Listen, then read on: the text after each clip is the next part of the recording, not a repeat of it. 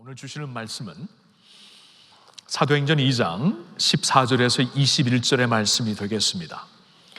사도행전 2장 14절부터 21절까지 저와 한 절씩 교독하겠습니다. 베드로가 11사도와 함께 서서 소리를 높여 이르되 유대인들과 예루살렘에 사는 모든 사람들아, 이 일을 너희로 알게 할 것이니 내 말에 귀를 기울이라. 때가 제3시니 너희 생각과 같이 이 사람들이 취한 것이 아니라 이는 곧 선지자 요엘을 통하여 말씀하신 것이니 일러스되 하나님이 말씀하시기를 말세 내가 내 영을 모든 육체에 부어주리니 너희의 자녀들은 예언할 것이요 너희의 젊은이들은 환상을 보고 너희의 늙은이들은 꿈을 꾸리라. 그때 내가 내 영을 내 남종과 여종들에게 부어주리니 그들이 예언할 것이요 또 내가 위로 하늘에서는 기사를 아래로 땅에서는 징조를 베풀리니 곧 피와 불과 연기로다. 주의 크고 영화로운 날이 이르기 전에 해가 변하여 어두워지고 달이 변하여 피가 되리라. 누구든지 주의 이름을 부르는 자는 구원을 받으리라 하였느니라. 아멘. 저는 지난주부터 새로운 설교 시리즈를 시작했습니다. 앞서 행하시는 성령님이라는 제목으로 설교 시리즈를 시작했습니다. 앞서 행하시는 성령님이 계시다는 것은 우리에게 오늘날 엄청난 위로가 됩니다. 왜냐하면 오늘날 세상은 길을 잃었거든요. 여러분, 이 코로나19 사태, 이 위기를 지나면서 이것이 우리가 살 길이다, 이것이 이제 우리가 나갈 길이다라고 로드맵을 방향 제시를 할 수 있는 나라가 어디 있습니까? 그러한 단체나 그러한 리더가 세상에 지금 아무도 없습니다. 세상에 오늘날 유일한 슈퍼파워, 강대국이라고 말하는 미국은 지금 코로나 사태로 가장 큰 피해를 받고 있습니다. 제가 오랫동안 살았고 저희 부모님과 형제가 아직도 살고 있는 뉴욕은 지금 말할 수 없이 혼란과 어둠의 시기를 지나고 있습니다. 며칠 전에도 신문을 보니까 하루에 952명이 죽었더라고요. 사망자가, 이 코로나 사태로 사망한 숫자가 뉴욕에만 952명입니다. 감염자가 아니라 사망자가. 지금 최근에 숫자가 어떻게 됐는가 봤더니 그 뉴욕과 그 근방에 있는 지역, 커네리컷, 뉴저지까지 합해서 보니까 50만 명 이상이 감염이 되어 있고 3만 1,000명 이상이 지금 사망을 한 상황입니다. 여러분, 미국이 이렇습니다. 미국을 어떻게 보면은 미국의 경제와 그 문화를 상징하는 뉴욕이 지금 이렇게 되었습니다. 미국 지금 휘청거리고 있습니다. 우리에게 이렇게 살아야 된다고 결단코 말을 못 해주고 있습니다. 중국은 어떠합니까? 중국에서 이 병이 폭발했는데요, 중국도 못합니다. 유럽이 할 수 있습니까? 못합니다. 지금 이러한 세상을 지금 우리가 살고 있는데 아무도 어떻게 대답을 줄 수가 없는 이 상황 가운데서 우리 앞에 행하시는 성령님이 계시다는 게 얼마나 감사한지 모릅니다. 아멘입니까? 앞서 행하시는 성령님. 예수님이 성령님을 가리켜 우리의 보혜사가 되신다고 말씀하셨죠. 예수님이 이제 이 세상을 떠나시기 전에 제자들을 불러서 제자들에게 내가 너를 떠날 때에 아버지가 너희를 고아로 남겨두시지 아니할 것이다. 하나님께서 이제 자신의 영으로 너희와 함께 할 것인데 성령 곧 보혜사가 너에게 오실 것이다. 보혜사라는 뜻은 영어로 comforter이라는 뜻입니다. comforter. 우리를 comfort해 주시는 분. 어려움과 아픔과 위기 가운데 우리 곁에 오셔서 우리를 위로해 주시고 감싸 주시는 분이 바로 성령님이 되신다는 거예요. 그 성령님이 그러니까 멀리서 우리를 인도하시는 분이 아니라 가까이서 우리를 직접 인도하시며 보호하시는 컴포터가 되신다는 것입니다. 그 성령님, 예수님께서 2000년 전에 우리에게 약속하신 성령님이 오늘도 살아계시어서 우리의 보혜사가 되시는 성령님이 되시는 줄 믿습니다. 자, 그렇다면 교회야말로 오늘날 이 세상에서 이 세상을 향해 우리가 갈 길은 여기 있습니다라고 말할 수 있겠죠. 사람들은 사람의 지혜로 그러한 말을 결단코 할 수 없을 때 우리를 보살펴 주시는 성령, 앞서서 행하시는 성령님을 바라보면서 교회야말로 지금 살 길이 어디 있는가, 지금 우리가 설 수 있는 길이 어디 있는가를 세상에 방향 제시를 해줄 수 있는 줄도 믿습니다. 저는 여러분들과 함께 앞서 행하시는 성령님의 설교 시리즈를 사도행전에서 보기 시작했습니다. 사도행전에서 계속 볼 거예요. 사도행전의 전체 말씀을 강해 설교하는 것은 아니지만 우리가 이제 한 장 한 장씩 이렇게 건너 띄어보면서 성령님께서 이렇게 초대교회를 앞서 행하시면서 돌보신 것인구나 라는 것을 보고 싶은 것입니다. 여러분, 2000년 전에 그 초대교회는 참 막막한 나날을 걷고 있었습니다. 지난주에 제가 좀 자세히 말씀을 드렸지만 여러분, 그 당시에 초대교회가 서 있다는 것은 하루하루 서바이벌 모드로 서 있었습니다. 왜냐하면 예수님이 싫어서, 예수님이 미워서 죽인 사람들이 팔레스타인 이스라엘의 정권을 잡고 있었거든요. 여전히 지금 초대교회는 팔레스타인 이스라엘에서, 예루살렘에서 시작된 교회입니다. 그러니까 이 정권을 잡고 있는 사람들이 교회를 얼마나 증오했겠습니까? 그리고 로마 정부는 지금 이 지중해 세계를 압도적인 손으로 잡고 있는 로마 정부는 유일한 신은 자신들의 가이사다, 자신들의 가이사 외에는 다른 신도 없고 왕도 없다고 그렇게 가르치고 강조하고 있는 로마 정권이었는데, 그러한 로마 정권 앞에서 우리에게는 다른 왕이 계십니다.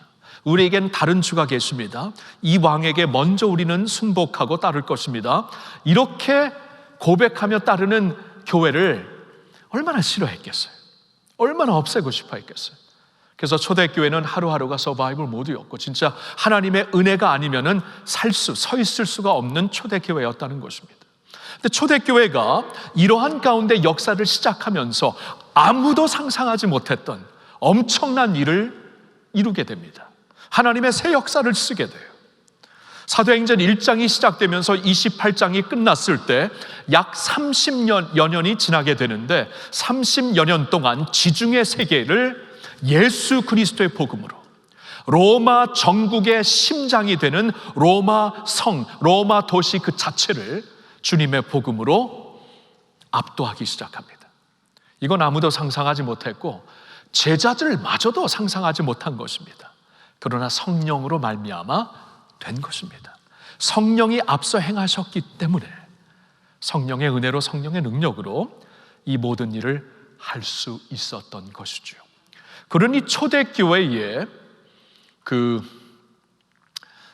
초대교회의 그 능력의 핵심은, 그들의 신앙 고백의 핵심은 성령이었어요. 우리가 이제 사도행전이 초대교회 역사를 보면은 사도들을 통해 하나님께서 이렇게 초대교회를 이끄셨구나 해서 나중에 사도들의 행전이라고 이름을 붙였지만, 아마 조금 깊은 차원에서 사도행전을 다시 읽고 다시 타이틀을 붙였다면은 성령 행전으로 분명히 타이틀을 이렇게 썼을 것입니다. 왜냐하면 초대교회 역사는 성령으로 말미암아 가능했던 것입니다. 그런데 초대교회를 인도하신 성령님이 오늘도 우리를 인도하시고 오늘도 주님의 교회를 붙잡고 사용하시는 성령님이 되시는 줄 믿습니다. 이 성령님을 바라보자는 거예요. 앞서 행하시는 성령을 바라보면서 이 모든 사명을 감당했던 초대교회를 우리가 보면서 오늘날 갈팡질팡할 수 없는 이 세상을 우리가 살면서 지금 길을 잃고 있는 이 세상에 우리가 교회로 서 있으면서 앞서 행하시는 성령님을 바라보며 이 길이 생명의 길입니다. 이 길이 사는 길입니다. 이 길이 축복의 길입니다. 교회만큼은 세상에 확실한 대답을 줄 수 있는 줄로 믿습니다. 자, 그래서 이 새로운 설교 시리즈를 시작한 것입니다. 오늘은 사도행전 2장에서 말씀을 봅니다. 사도행전 2장은 굉장히 중요한 그 말씀이 됩니다. 왜냐하면 성령 시대가 시작된 것을 우리에게 보고해 주시는, 우리에게 알려주시는 그러한 그 말씀이기 때문입니다. 성령의 시대가 시작이 되었어요. 그러니까 성령께서 모든 믿는 자들에게 보편적으로 임하시어서 모든 성도들, 모든 주님의 백성들을 통해 일하시는 성령의 시대가 이때 시작이 된 것입니다. 여러분, 성경을 보면은 성령께서 항상 이렇게 일하시지 않았습니다. 구약 시대에는 성령께서 특별한 사명이 있는 자들에게, 특별한 위치에 있는 자들에게, 예를 들어서 제사장들이나 선지자들, 아니면 나실인들, 아니면 성전에서 이렇게 물품을 만드는 특별한 사명을 받고 있는 자들에게 성령님이 특별히 임하시어서 감동을 주시고 지혜를 주셔서 사역을 하게 하셨던 것입니다. 그러나 모든 일반 성도들에게 성령이 임하셨던 것은 아닙니다. 그러나 구약 성경에 하나님이 요엘 선지자라는 선지자를 통해서, 선지서를 통해서 한 가지 약속을 주십니다. 이제 새로운 때가 열리게 되는데 그 때가 오면은 성령께서 보편적으로 역사하신다. 하나님의 모든 종들에게 연령을 막론하고, 남성, 여성, 이 성을 넘어서 막론하고, 우리의 사회적인 위치, 남종, 여종들에게 똑같이 성령께서 하나님의 모든 백성들에게 임하셔서 역사하실 때가 온다. 그때가 되면은 성령이 오셔서 우리에게 새로운 하나님의 영감을 주실 것이다. 하나님의 통찰력으로 하나님의 깊은 것을 생각하게 하실 것이다 라고 약속을 주십니다. 자, 그게 바로 2장의 말씀이에요. 여러분, 우리가 1장에서 본 말씀은 사실 제자들은 예수님을 붙잡고 싶어 했죠. 예수님 여기 남아 계셔야죠. 지금이 하나님께서, 아버지께서 이스라엘을 회복하시는 때가 아닙니까? 예수님이 지금 부활하셨기 때문에 예수님, 그러면 우리와 함께 남으셔서 이스라엘의 다윗의 정권을 회복합시다. 예수님이면 다윗의 자손으로 하실 수 있죠. 이제 사람들이 따를 것입니다. 예수님 함께 계세요. 새 역사를 만드십시다. 했는데 예수님이 제자들에게 무슨 말씀을 하시던가요? 이제 너희는 그것은 하나님께 완전히 맡기고 너희는 오직 아버지께서 약속하신 성령을 기다려라.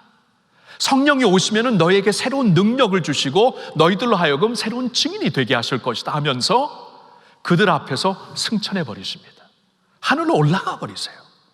제자들을 두고 가십니다. 그러면 제자들은 남아서 이제 주님의 말씀뿐이 붙잡을 게 없죠. 주님의 약속을 붙잡으면서 하나님이 약속하신 성령을 기다리며 간절히 기도한 장면이 1장에 쭉 나옵니다. 2장에 와서는 하나님께서 약속하신, 요엘 선지자를 통해 약속하신 성령이 임하시게 됩니다. 2장 1절을 보니까 오순절이라고 나오고 있죠. 오순절은 6월절 후에 50일 후를 가리킵니다. 그러니까 예수님이 죽으신 6월절, 그리고 3일 후에 부활하시고 40일 동안 함께 계셨기 때문에 이제 예수님이 승천하시고 며칠 안 되어서 일이 터진 것입니다. 오순절 날, 이스라엘의 대절기 중에 하나인 오순절 날에 지금 세상에 디아스포라로 퍼져 있는 많은 유대인들이, 이미 수백 년 전에 유대인들은 이제 세상에 퍼졌죠. 이제 추방당했기 때문에. 그래서 지금 벌써 5세대, 6세대, 10세대가 지나면서 여러 지방에, 여러 지역에 살고 있다가 대절기가 되면은, 1년에 3번 있는 대절기가 되면은 많은 유대인들 중에 경건한 사람들은 예루살렘에 왔습니다. 지금 이때 예루살렘에 세계에서 모인 유대인들이 있었던 곳이에요. 그들은 히브리 방언보다는 이미 조상 때부터 살고 있는 각 지역의 방언에 훨씬 더 능숙한 사람들이었습니다.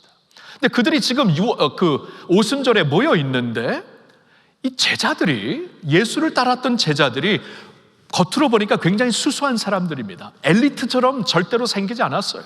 수수한 자들인데 그들이 갑자기 여러 나라의 방언으로 능숙하게 하나님이 하신 큰 일을 전하기 시작하는 거예요. 성령이 임하니까 그들이 여러 나라의 방언으로 말하기 시작한다. 마가 다락방에서 성령을 받고 너무나 뜨거웠겠죠. 이제 성령의 인도하심을 받아가지고 이제 여러 나라, 자신들도 아마 무슨 말을 하는지 몰랐을 거예요.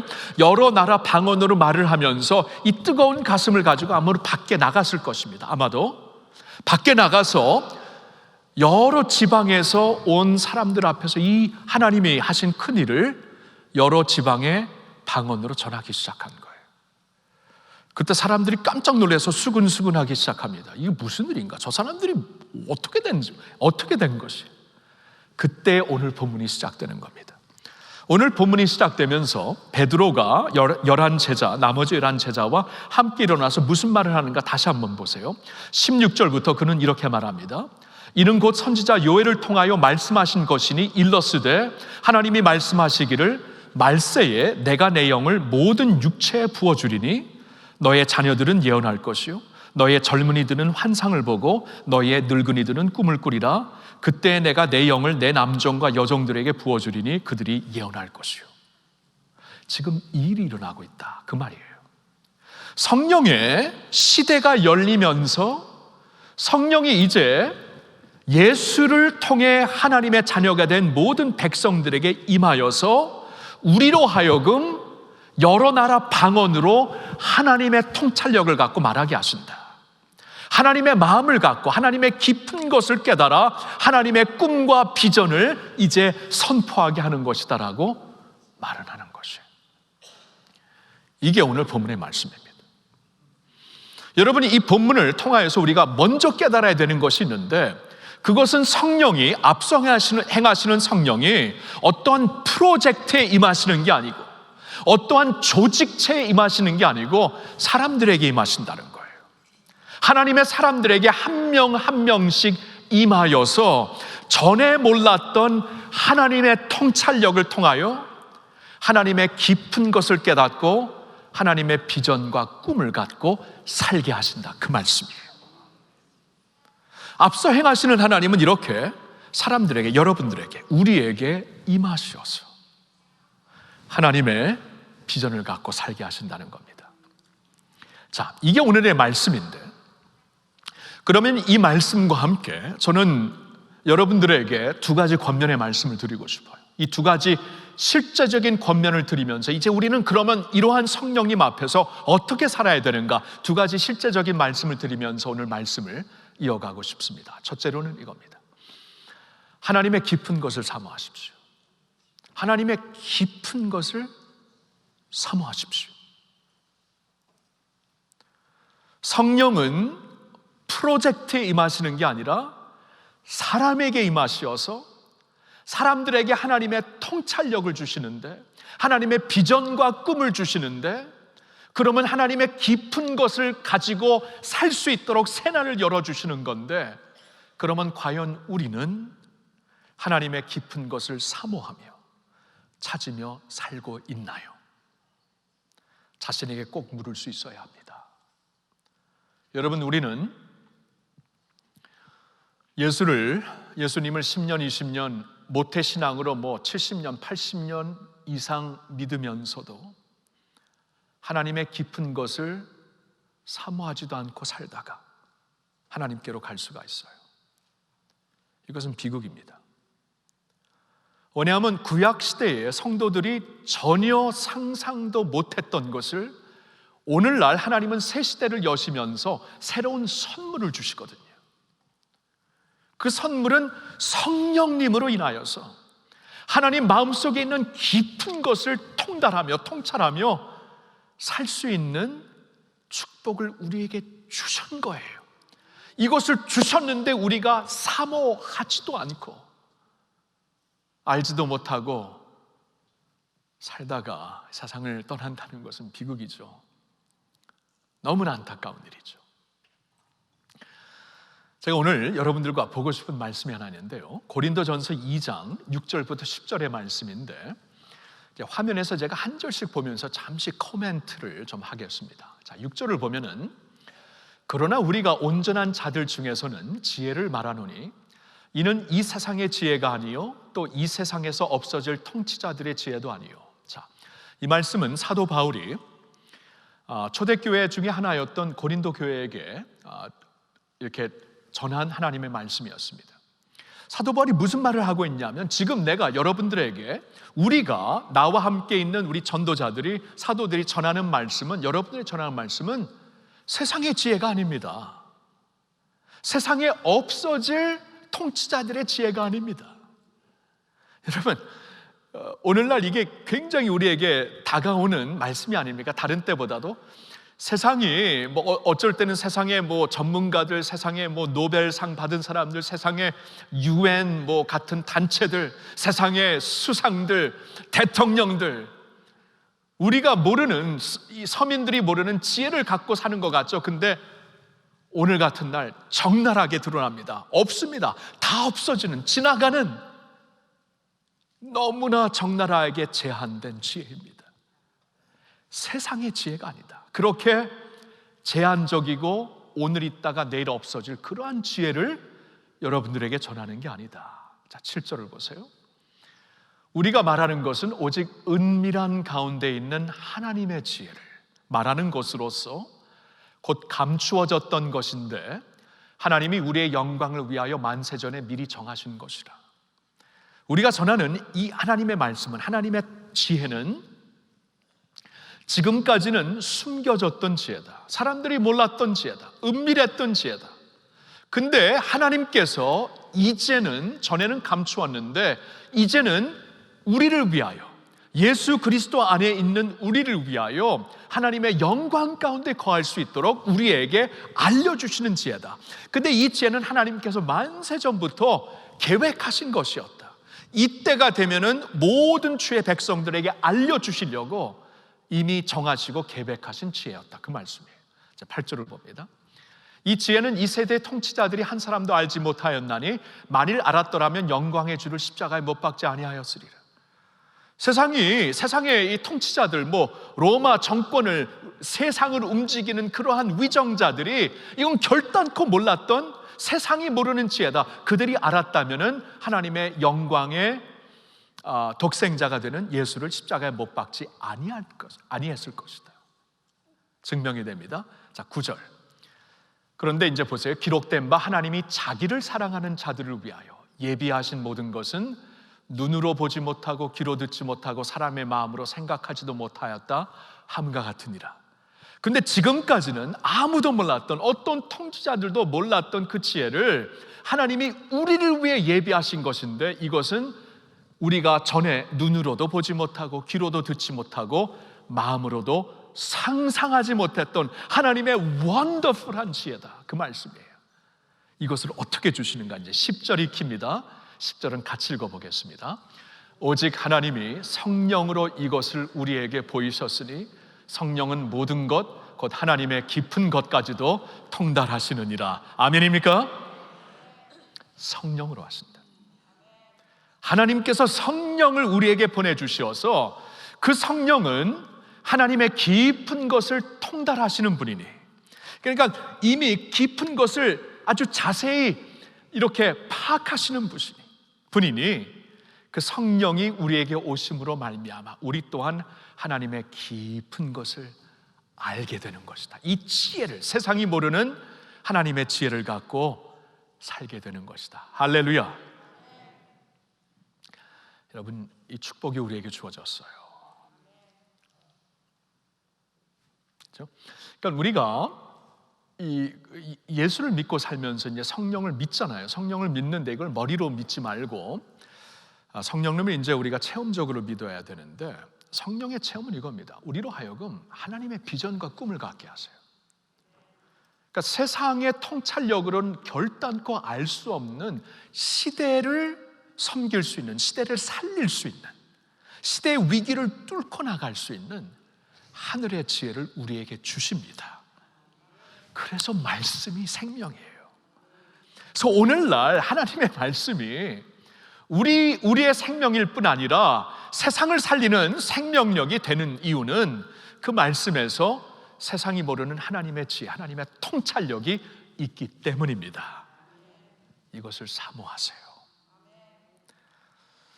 여러분, 엘리야가 이제 하나님의 부르심을 받기 전에 엘리사에게 한 가지를 이제 소원을 물으라 그러죠. 이제 하나님이 부르시는데 엘리사야, 그의 수제자였는데요. 마지막으로 내가 너를 위해 뭘 기도할 수 있겠니? 그러니까 엘리사가 곧바로 얘기를 합니다. 선생님의 갑절의 영성입니다. 선생님의 갑절의 영성입니다.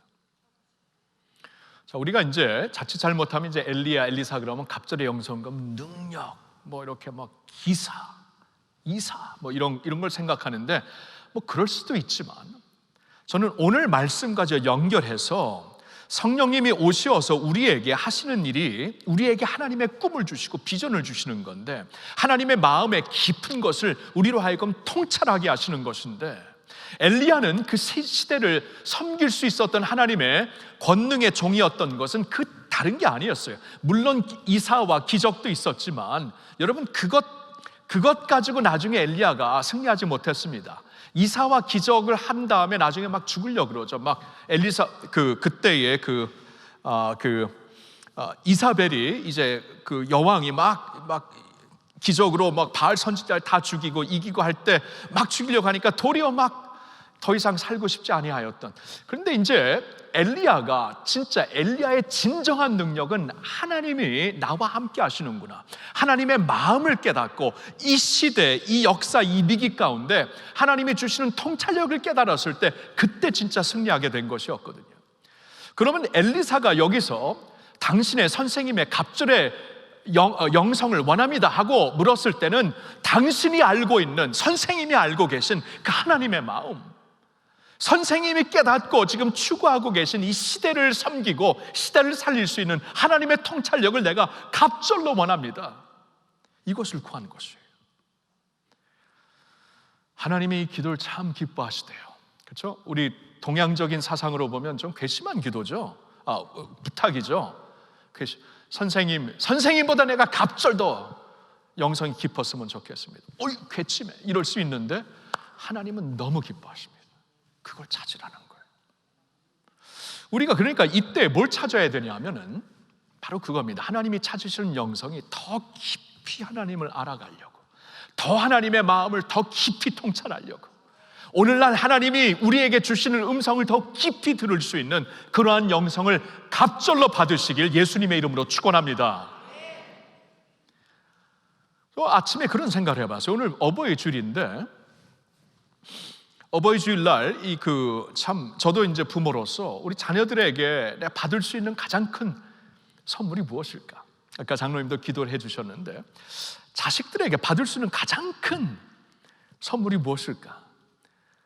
일단 다른 게 아닙니다. 우리 자식들이 저에게 찾아와, 엄마에게 찾아와 어머니보다 아버지보다 갑절의 영성, 더 깊이 하나님의 마음을 아는 것을 원합니다. 와, 저는 그런 말 들으면 진짜 띵하오 할 것 같아요. 이건 진짜 너무나 귀한 선물일 것 같아요. 우리 자녀들이, 우리 손주들이 우리 할아버지 세대보다 아버지 세대보다 갑절의 영성으로 더 깊은 차원에서 하나님의 마음을 알고 세상을 살릴 수 있는 그러한 영성이 주어지기를 예수님의 이름으로 축원합니다. 어버이 주일날 우리가 부모로서 소망할 수 있는 것이죠. 자, 하나님의 깊은 것을 사모합시다. 한 가지 더 권면의 말씀드립니다. 그것은 하나님의 위대한 추수를 준비합시다. 하나님의 위대한 추수를 위해 준비하십시오. 하나님께서 성령을 주셔서 우리에게 하나님의 깊은 마음을 알게 하시고 하나님과 더 깊이 갑절의 깊은 영성으로 동행하게 하시면서 하나님이 또한 우리에게 궁극적으로 주시는 것은 하나님의 영원 구원 사역을 위해 우리를 일으켜 주시는 것이에요. 자, 오늘 말씀을 보실까요?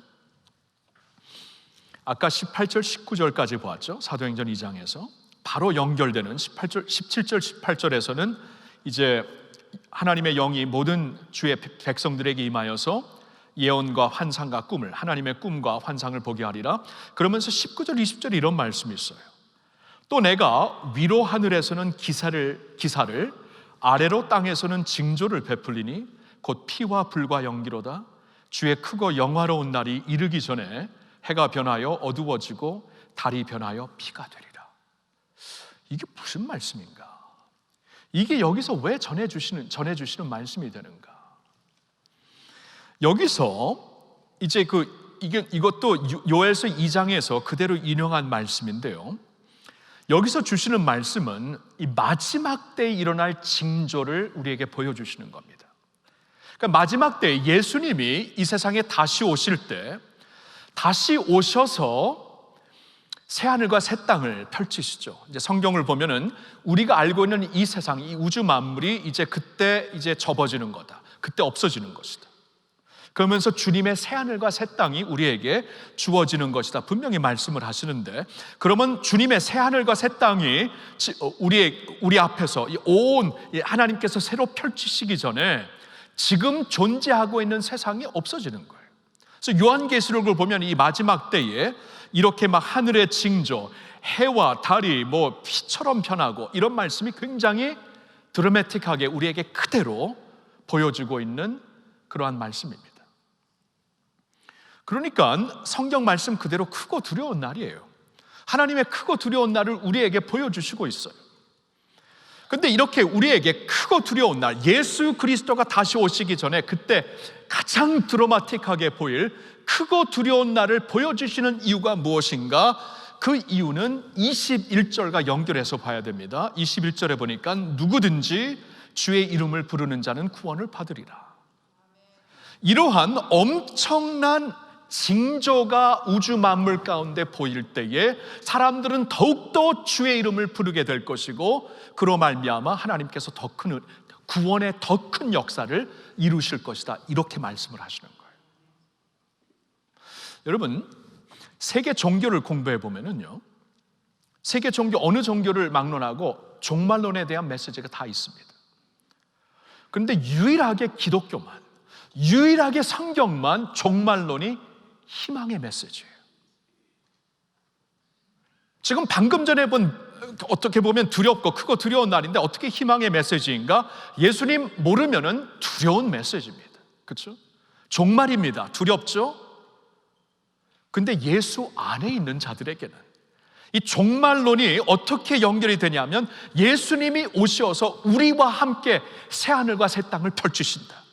그러니까 우리를 주님께서 준비하신 영광 가운데 우리를 인도하셔서, 그렇죠? 크고 두려운 날에, 이 심판이 있는 날에 우리를 먼저 주님의 영광 가운데 인도하셔서 주님과 함께 새 나라에서 왕노릇하게 하리라. 구원으로 연결이 돼요. 종말론이 희망의 메시지입니다. 믿는 자들에게. 이 나팔 소리가 안 믿는 자들에게는 두려움의, 마지막 그 주님이 오실 때 하늘의 나팔 소리가 요한계시록에 보면 너무나 두려웠고 사람들이 막 울부짖습니다. 산아 나를 덮어라, 바다를 나를 덮어라, 너무나 두렵다. 근데 그 나팔 소리가 믿는 자들에게는 영광의 나팔 소리예요. 순식간에 변하는, 순식간에 주님과 함께 영광스러운 몸으로 변하는, 완전히 달라요. 희망의 메시지입니다. 믿으십니까? 자, 그러면 모든 종말론에 하나님의 구원의 말씀이 같이 있는 것이에요. 오늘 이 말씀도 마찬가지입니다. 그렇게 마지막 날의 징조를 우리에게 보여주시면서 누구든지 주의 이름을 부르는 자는 구원을 받으리로다. 구원을 하나님께서 궁극적으로 보시면서 이 징조를 보여주시는 거예요. 근데 이 마지막 날의 징조를 하나님은 오늘도 그 전에도 조금씩 보여주십니다. 조금씩 보여주세요. 구약시대도 그랬고 오늘도 그렇습니다. 코로나 사태도 그런 것 같아요. 이 징조죠.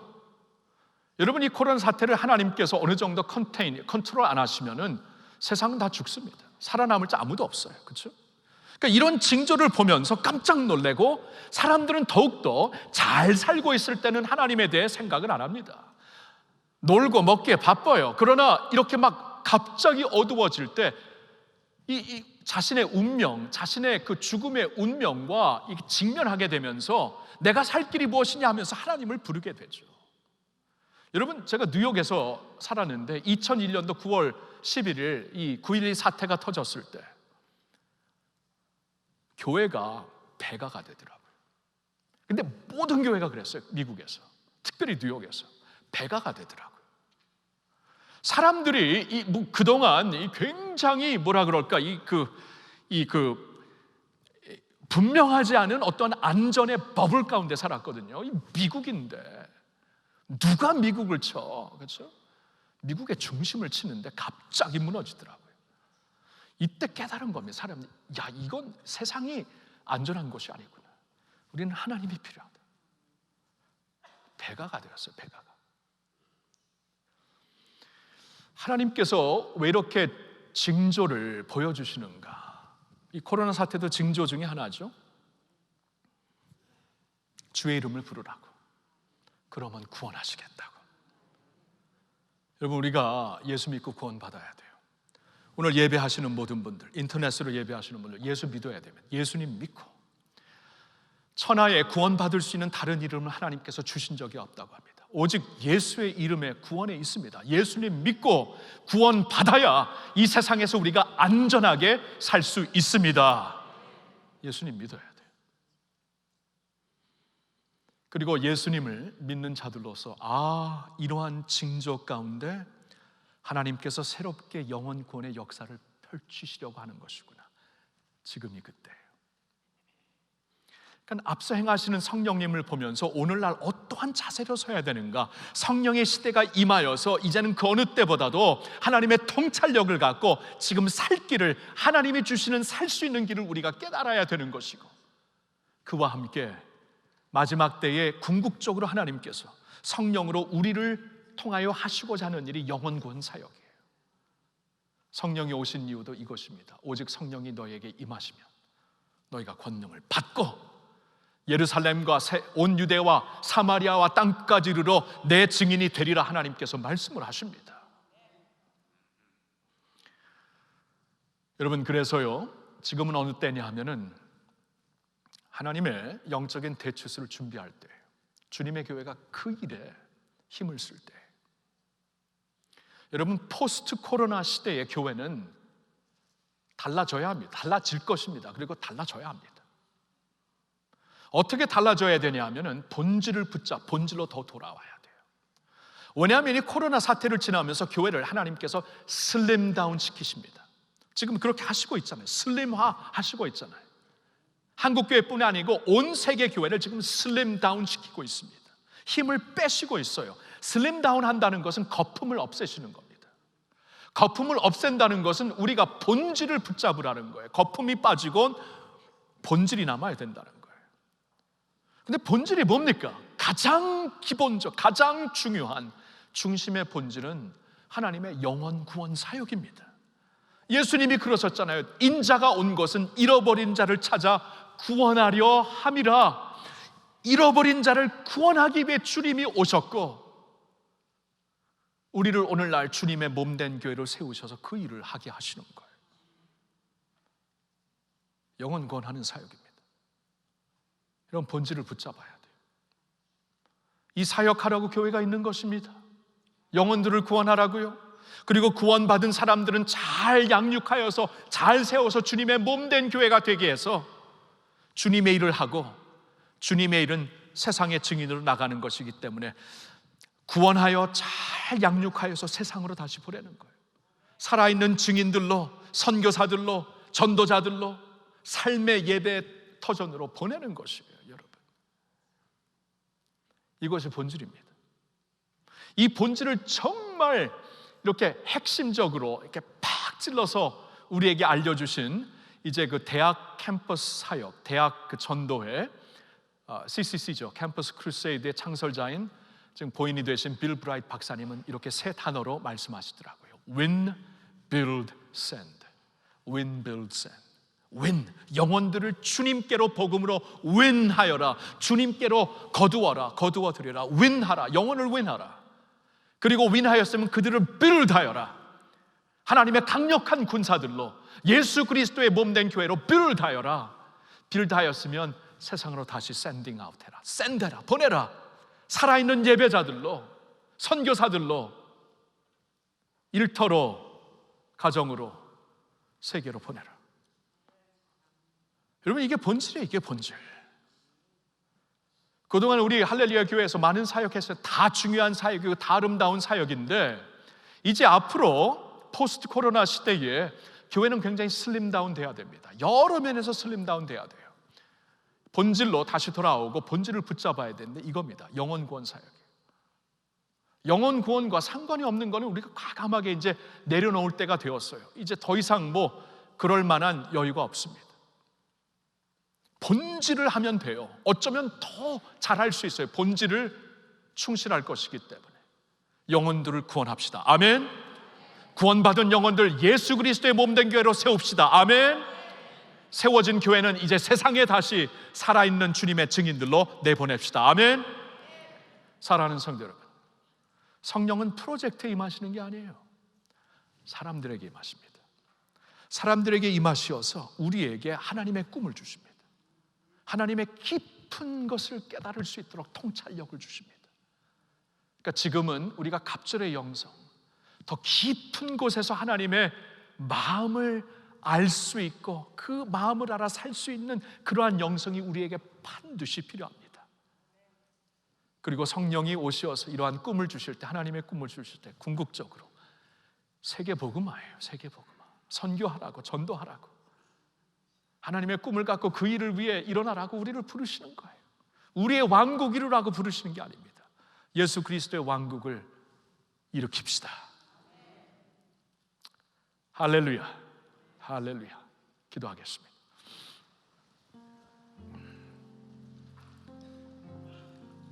고마우신 주님,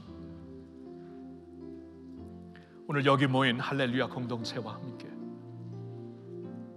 앞서 행하시는 성령님에 대하여 우리가 생각합니다. 특별히 사도행전 2장을 통해 성령의 시대가 열렸을 때 어떠한 성령으로 우리에게 임하시는가 우리가 깊이 생각해 보며, 지금은 세상이 모르는 하나님의 지혜로 하나님의 깊은 것을 알면서 살 수 있는 때이구나. 그러니 아버지, 우리 모두에게 하나님의 깊은 것을 알 수 있는 통찰력을 사모하게 하옵소서. 더 깊이 주님과 동행하며 더 깊이 하나님의 마음을 알아가며 주님의 능력으로 일어설 수 있는 그러한 주의 백성들 되게 하여 주시옵소서. 그리고 하나님 원합니다. 이제 이렇게 성령으로 우리에게 역사하시어서 궁극적으로 우리로 하여금 세계 복음화를 이루시려고 하시는 하나님의 그 마음을 이제 품게 하옵소서. 주님의 교회가 이제는 본질을 붙잡을 때가 진짜 되었습니다. 본질을 확실하게 붙잡으며 영혼 구원 사역에 우리 진짜 몰두할 수 있는 그러한 주님의 교회 되게 하여 주시옵소서. 구원받은 자들을 주님의 살아있는 군대로 잘 양육하고 양육된 자들을 과감하게 세계 복음화를 위해 세상으로 보낼 수 있는 그러한 교회가 되게 하여 주시옵소서. 성령님 감사합니다. 성령님 환영합니다. 사모합니다. 앞서 행하시는 성령님과 함께 승리하는 저희들 되게 하옵소서. 우리 주 예수님의 이름으로 감사드리며 기도하옵나이다. 아멘. 아멘. 우리 시간에 하나님께 감사드립니다. 할렐루야.